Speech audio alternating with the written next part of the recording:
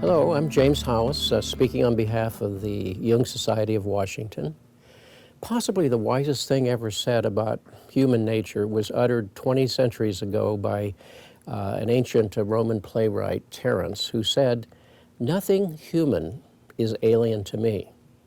And what he was suggesting is we carry all of human nature. We are the carriers of human nature. So there are elements in us that we would perhaps repudiate, that we would fear, that we want to deny, or we might project onto someone else. And these constitute what Jung called the shadow. Now, the shadow is one of Jung's richest concepts. It's one of his most misunderstood concepts. Too often it's associated with evil, and certainly evil can come from our shadow. We don't wish to acknowledge that we're avaricious, or we're stingy, or we're jealous of others, or envious, or we don't wish to acknowledge animosity towards someone. But it's roiling within our psyche nonetheless, and often spills out in unconscious ways. Can show up in our dreams, can show up in our unconscious behaviors. And many of our best impulses are part of the human shadow too. Those capacities for generosity, for risk and adventure, for creativity, those too are part of our shadow because we often find ourselves intimidated by what they ask of us. We find ourselves challenged, perhaps, by standing up to and embodying some of our possibilities.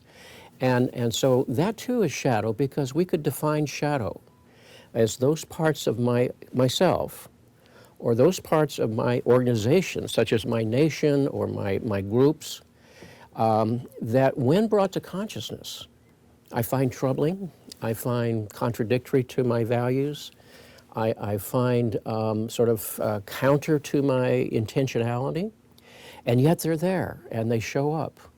And there are collective shadows too. Every institution has its pathology, no matter how noble the intent of the institution. Every nation has its darker side. We know about ethnic hatreds, and we know about how people often project what is unacceptable in themselves onto their neighbor. And that's been the source of so much history of violence and terror in our world.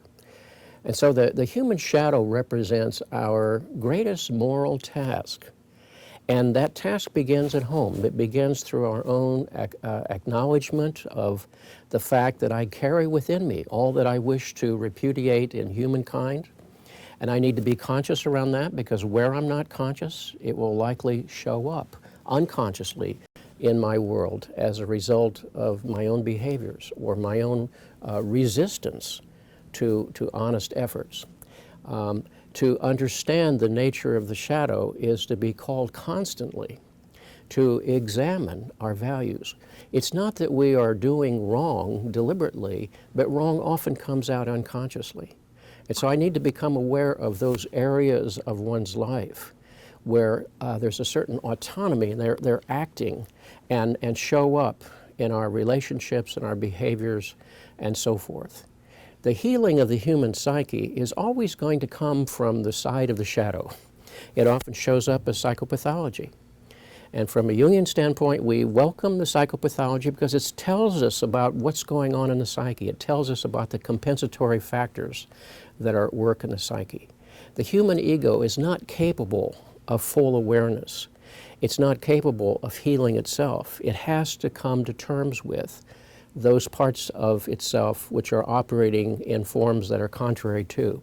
Now, if you're interested in this subject and subjects like it, I would invite you to consider taking a class or a lecture at the Jung Society of Washington. Thank you.